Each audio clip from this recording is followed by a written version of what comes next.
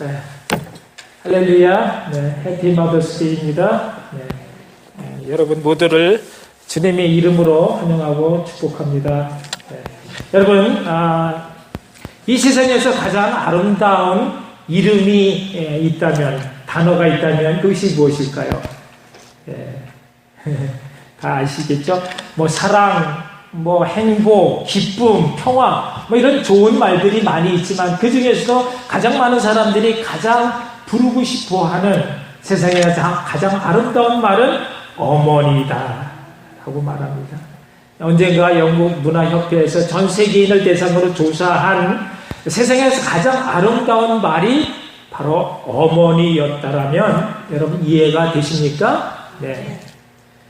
1990년대에 발표된 제8요일이라고 하는 영화가 있었는데 이 영화는 그 다운 증후군을 앓고 있는 청년 조지가 어머니를 생각하면서 어머니의 사랑을 그려낸 그런 영화인데 그 대사 가운데 이런 말이 나옵니다. 어머니, 세상에서 가장 아름다운 분 바로 당신이에요. 지구상에 어느 누구도 당신보다 더 예쁘지 않아요. 당신은 나에게 천국의 천사 모습이 이상 야릇하다 알려주셨죠.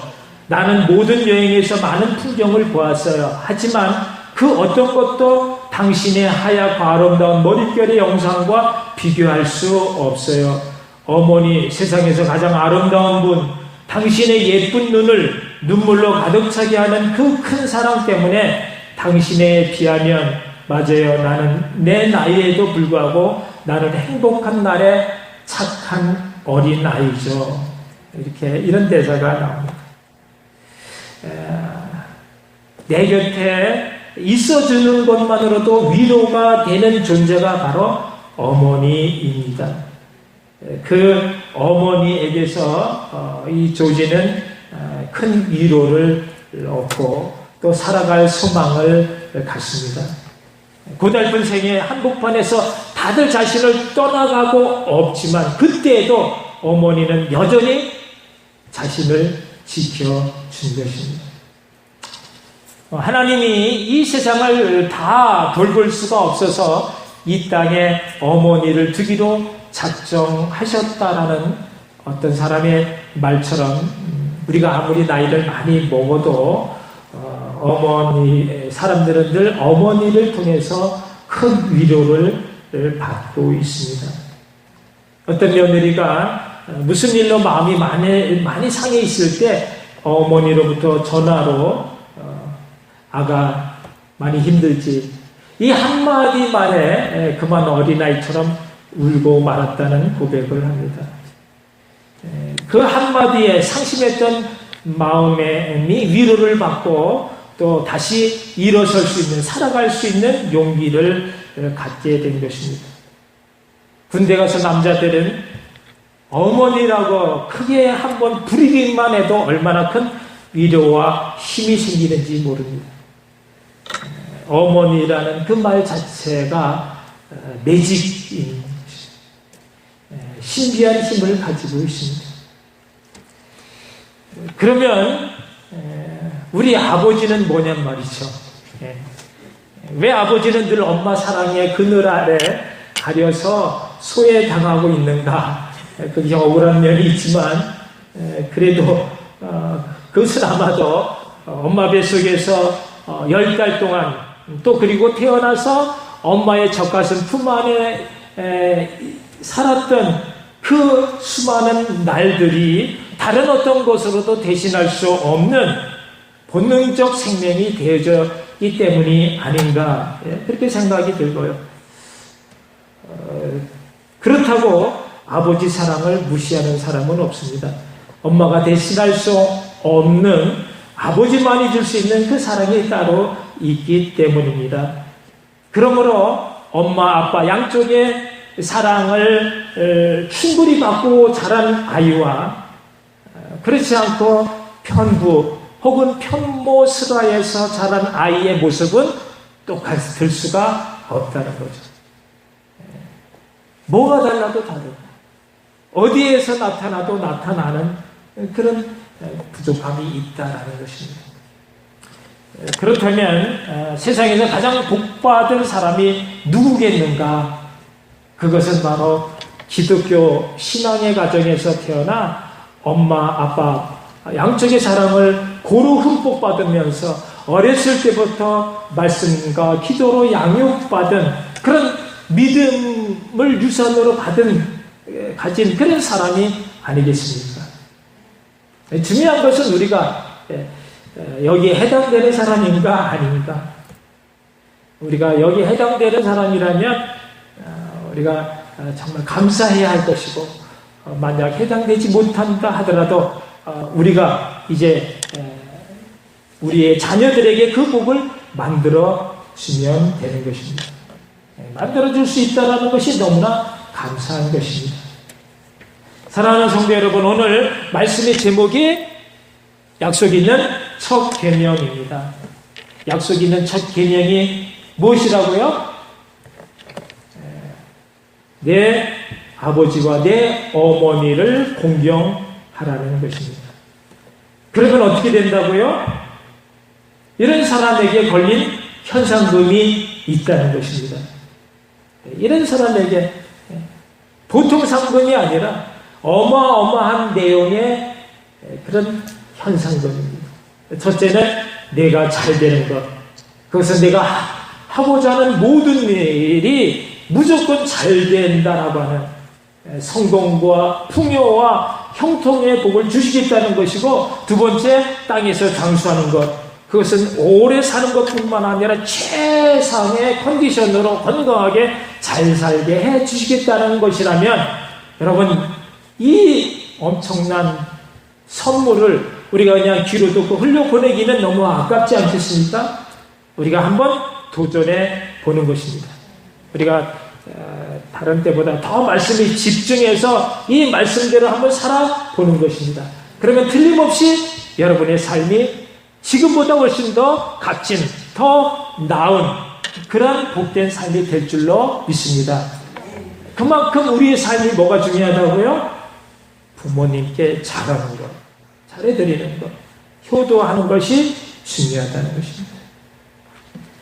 아주 옛날 조선의 한 왕이 개성 지방을 시찰을 가게 되었습니다. 임금님이 개성에 온다는 소문이 퍼지자 한 어머니가 거동도 못하고 누워 계시는데 아들에게 내 평생의 소원이 죽기 전에 임금님 얼굴을 한번 보는 것이다. 그런 말을 합니다. 아들이 이 말을 듣고 고민을 합니다. 자기가 살고 있는 시골에서 임금님이 오신다는 개성까지는 엄청나게 먼 그런 길인데, 뭐 오토바이가 있는 것도 아니고 역마차가 있는 것도 아니고 어떻게 할까? 그러다가 그냥 어머니를 들쳐업고 걸어서 가는 2박 3일을 꼬박 어머니를 업고 개성에 도착을 합니다. 임금님이 오시는 그 길목에 많은 인파들을 헤치고 땀을 뻘뻘 흘리면서 헐레벌떡 그렇게 오는 것을 임금님이 보고 멈춰라. 그리고 저 사람을 불러오라. 그래서 사연을 물어본 즉, 내 어머니 평생의 소원이 임금님 영원 한번 보고 죽는 것이 소원이라고 해서 제가 2박 3일 동안 어머님을 들쳐업고 이렇게 달려온 것입니다. 그 말을 들은 임금님이 감동이 돼가지고 이 훌륭한 여자에게 금 100냥과 쌀 한 섬을 선물로 내리라. 그리고 이 소문은 전국에 퍼졌습니다. 그리고 이번에는 다른 마을에 한 불효자가 살고 있었는데 이 소문을 듣고 자기도 금 100냥을 갖고 싶다. 그래가지고 싫다는 어머니를 억지로 강제로 들쳐업고 이게 임금님 앞으로 갑니다. 땀을 뻘뻘 흘리면서 서 있으니까 이번에도 임금님이 길을 가다가 저 사람 왜 어머니를 업고 있는지 또 물어봤습니다. 그랬더니 이 사람이 우리 어머니 평생의 소원이 임금님 얼굴 한번 보고 죽는 게 소원이라고 해서 제가 업고 왔습니다. 그래, 너도 참 훌륭한 여자다. 저 사람에게도 금 100냥과 쌀 한 섬을 내리라. 그랬는데 그때 주위에 있던 신하들이 당혹스러워하면서 안 됩니다, 임금님. 저 사람은 악질 중에 악질로 어머니 부모를 냉대하고 힘들게 자기들끼리는 잘 맛있는 거 먹으면서 부모의 제때 식사를 밥도 챙겨주지 않는 아주 그야말로 후레자식 중에 아주 나쁜, 저 사람에게는 상을 줄 것이 아니라 곤장을 때려서 볼기를 때려서 내쫓아야 합니다. 그런데 임금님 하시는 말씀이 여보게들 그냥 놔두시게나 효자 흉내만 내도 훌륭한 효도일세 하시면서 그 선물을 그냥 내주었다는 것입니다. 마음 진심에서 우러나서 한다면 더 좋겠지만 그렇지 않더라도 흉내만 내는 것으로도 임금님의 칭찬을 받았더라입니다. 그렇다면 여러분, 우리가 완전 100% 부모님을 공경할 수는 없다 할지라도 우리도 그와 같이 흉내 정도 말씀대로 살려고 애쓴다면 하나님이 기뻐하시지 않겠는가? 여러분, 중요한 것은, 놀라운 일은요, 이 불효자가 돌아가서 마음에 깊이 깨달은 바가 있어서 그래서 그 다음부터는 아주 어머님을 정성으로 지성으로 편안하게 돌아가실 때까지 잘 모시는 진짜 효자가 되어졌다라는 것입니다. 여러분, 우리 모두 흉내라도 내면서 그러다가 진짜 말씀대로 사는 참 성도가 되어 참 효도하는 자들에게 걸린 이 두 가지 큰 상금을 다 받아 누리며 사는 복된 저 여러분 되시기를 주님의 이름으로 축복합니다. 사랑하는 성도 여러분, 우리가 예수 믿는 성도로 이 땅에서 무조건 잘 살아야 하는데 그 비결이 무엇입니까? 그것은 말씀대로 사는 것입니다. 그 중에서도 우리가 이 땅에서 잘 살아가는 약속 있는 첫 계명이 무엇입니까? 바로 내 부모를 공경하라. 부모님께 순종하고 공경하는 것이라고 오늘 본문이 우리에게 말씀해 주시기에 이 말씀을 근거로 이 시간 주님의 큰 은혜 받고 누리는 복된 은혜 시간 되시기를 다시 한번 축복합니다. 그렇다면 여러분에게 한 가지 묻겠습니다. 여러분은 지금까지 부모님에게 잘해드린 편인가요? 아니면 정말 지질이 속썩이면서 청개구리처럼 반대로만 살아온 그런 불효자인가요? 아마도 우리 대부분은 잘해드린 것보다는 못해드린 것 때문에 가슴 아파하고 아쉬워하고 정말 회한의 그런 죄송한 마음이 그지 없을 것 같습니다. 그렇다면 지금이라도 더 늦기 전에 특별히 오늘 같은 날 정말 따뜻한 말 한마디, 전화 한 통화, 또 작은 그런 정성의 그런 선물로 기쁘게 해드리는 것이 맞고요. 또 그렇게 해드릴 수 있다는 것이 얼마나 다행스러운 일인지 모릅니다. 그렇지만 우리 가운데는 그렇게 하고 싶어도 할 수 없는 부모가 계시지 않는 그런 애석한 그런 분도 계십니다. 그렇다면 우리가 어떻게 해야 합니까? 우리가 복 받고 살기는 틀렸습니까? 안 계신 부모님에 대해서 어떻게 순종하고 공경할 수 있는가? 이것이 제가 아주 많이 고민한 것인데 주님께서 말씀하셨습니다.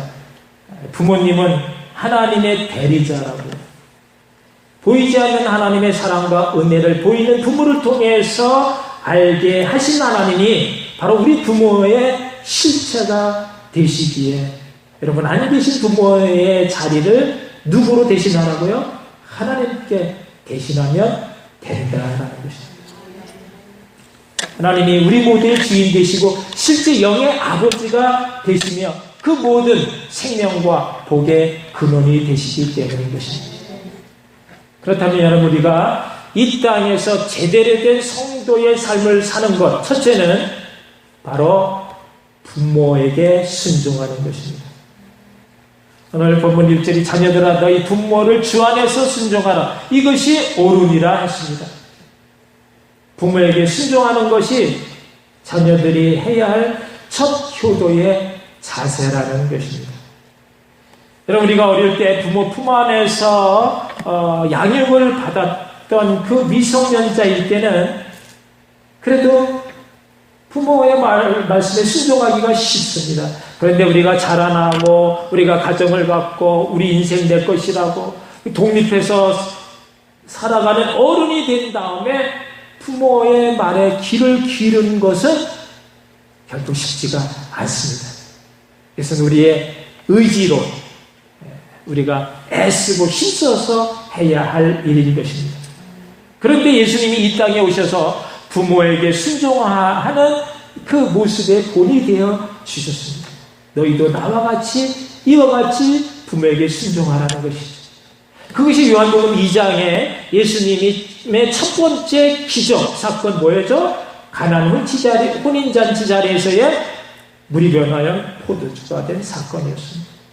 잔치집에 포도주가 떨어진 것입니다. 이것을 어머니 마리아가 먼저 알고는 아들 예수님에게 포도주가 떨어졌답니다.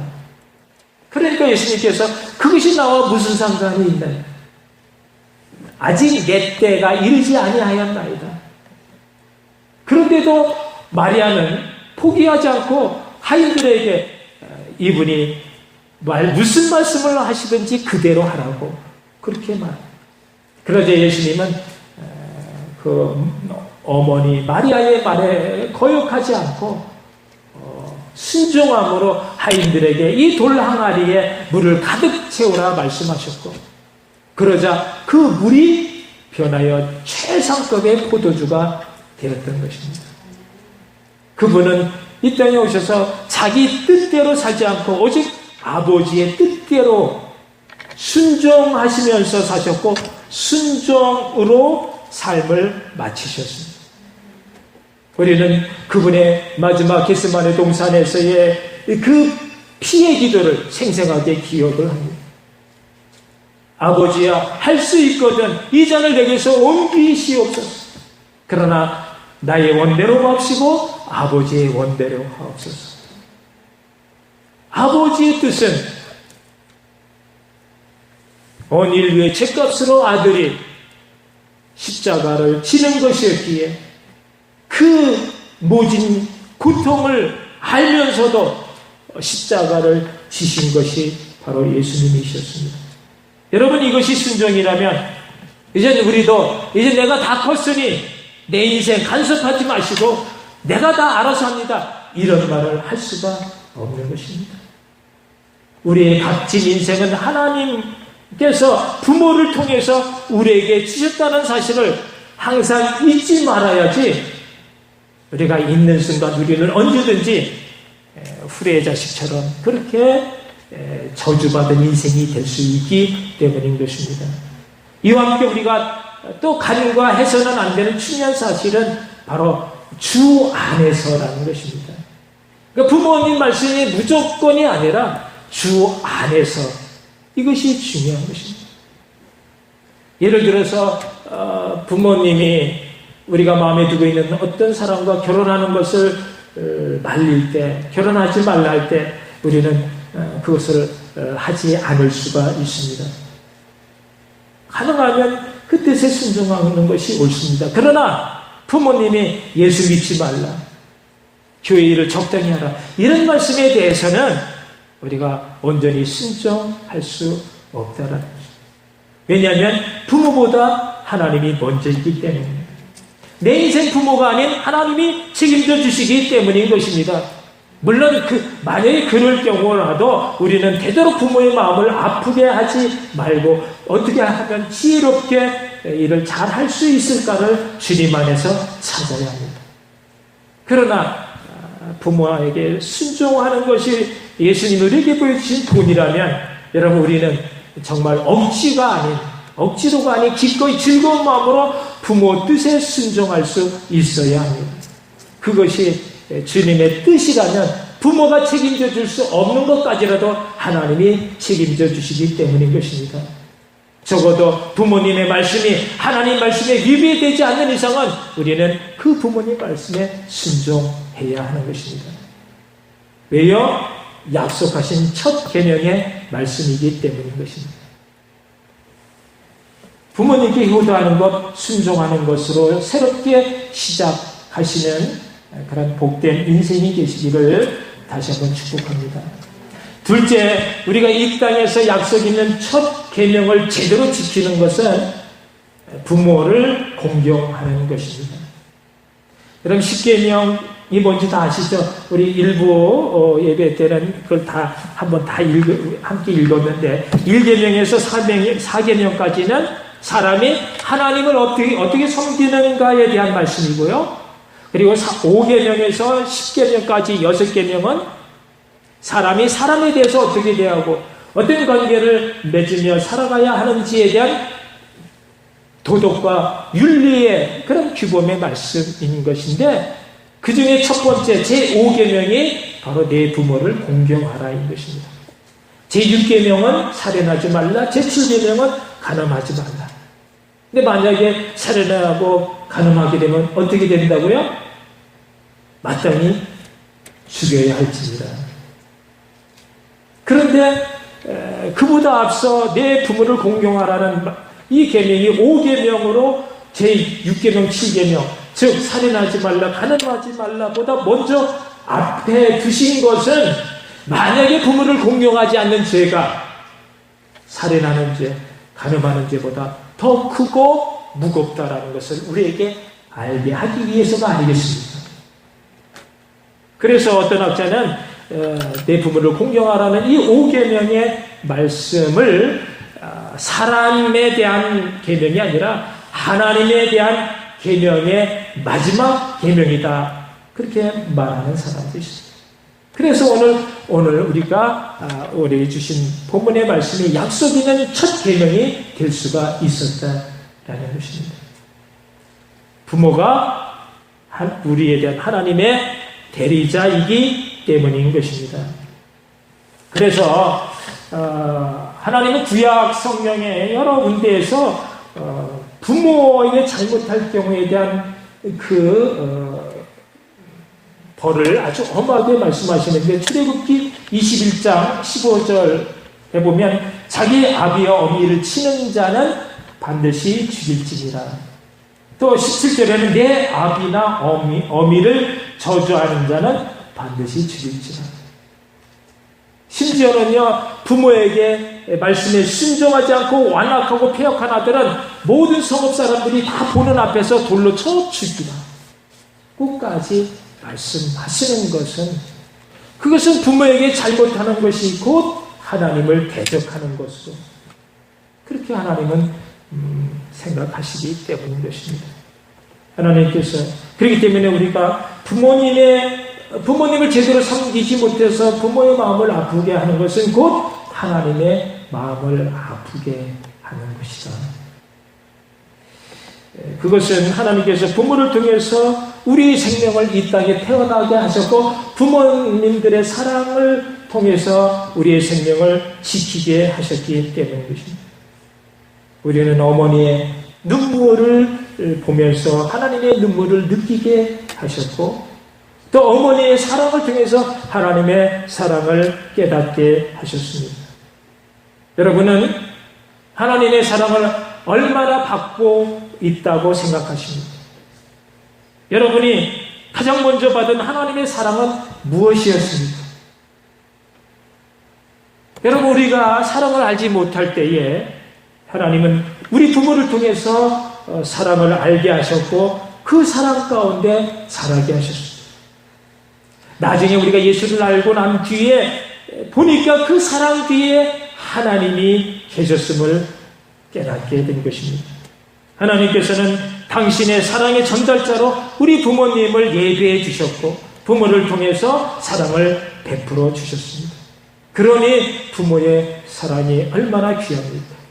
그러니 부모를 공경하라는 것입니다. 여러분, 공경이란 말은 순종 이상의 뜻이 있습니다. 그냥 순종하는 것이 아니라 정말 부모에 대한 존경하는 마음, 우러러 보는 그런 마음으로 순종하는 것입니다. 부모를 공격하라가 아닌 공경하라는 것입니다.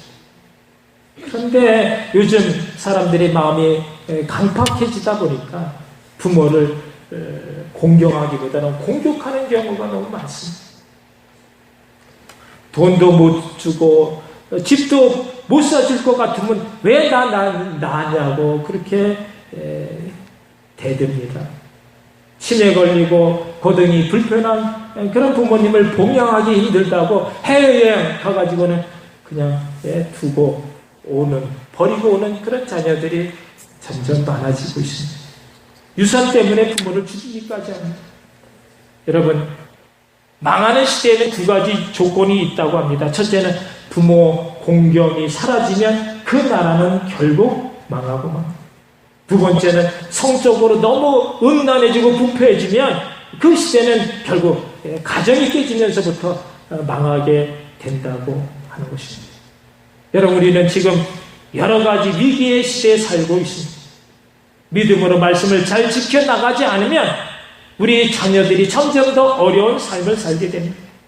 하나님 없이 사는 것보다 더 큰 위기는 없습니다. 자녀들에게 믿음의 유산을 꼭 남겨주시기를 바랍니다. 약속이 있는 첫 계명이 부모를 공경하는 것입니다. 믿음의 가정에서 부모를 공경하는 것으로부터 하나님의 모든 복은 흘러나옵니다. 가정이 건강할 때 사회도 또 국가도 바르게 세워집니다. 그 속에서 자라는 우리의 자녀들이 복을 받습니다.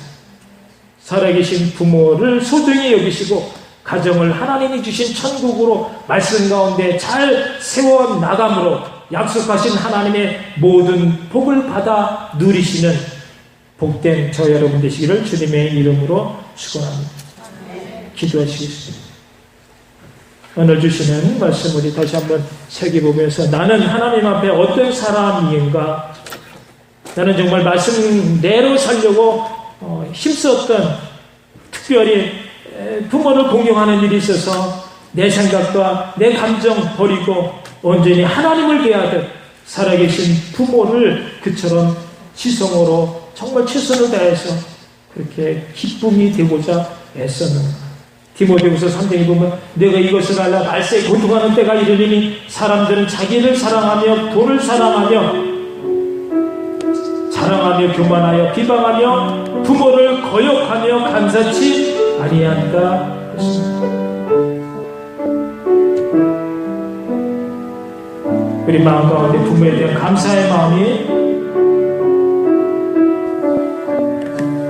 우리의 삶을 아름답게 이어져갈 수 있기를 다시 한번 바라면서 우리 기도하시겠습니다. 사랑해 주님의 은혜를 감사합니다. 오늘도 저희들에게 귀한 말씀을 주시고 다시 한번 우리에게 귀한 사랑의 부모를 주신 것에 대해서 새겨보게 하시고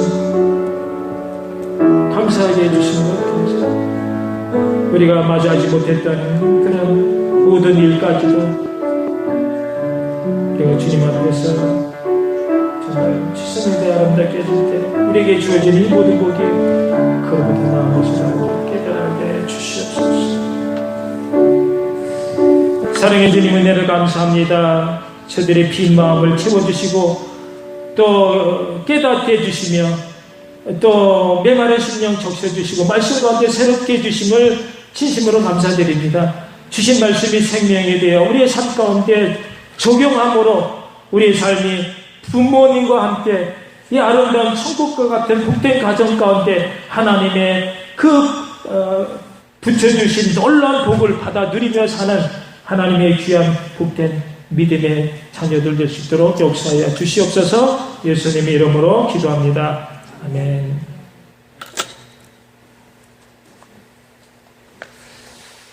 교회 소식 주보의 뒷면을 보시면 오늘 마더스데이 축하드립니다.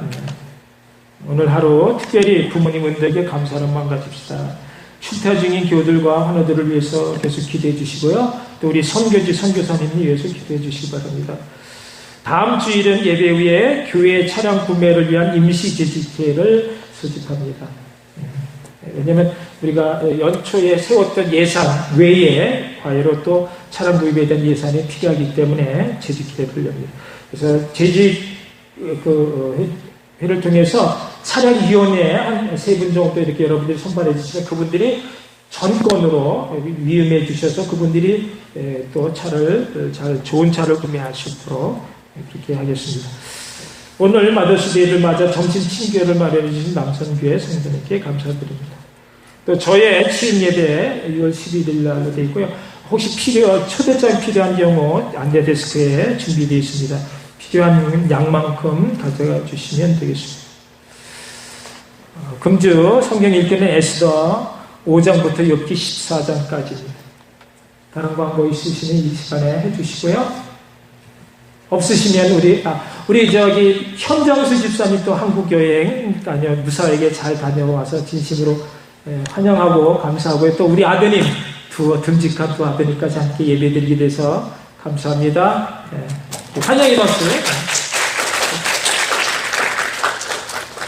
우리 다 같이 일어나셔서 찬송가 427장 1절과 마지막 절 부르신 후에 축도 예배 마치겠습니다. 1절과 4절 부르겠습니다.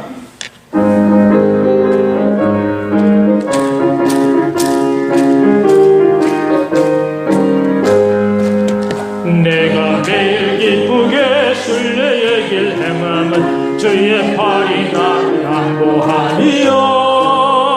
내가 주의 큰 복을 받는 참된 비결은 주의 영이 함께함이라. 성령의 예시네 할렐루야 함께하시네. 좁은 길을 걸으며 밤낮 기뻐하는 것 주의 영이 함께함이라. 세상 모든 정욕과 나의 모든 욕심 십자가에 이미 못을 박았네. 모든 밤이 지나고 무거운 짐 벗으니 주의 영이 함께함이라. 성령이 되시네 할렐루야 함께하시네. 좁은 길을 걸으며 밤낮 기뻐하는 것 주의 영이 함께함이라.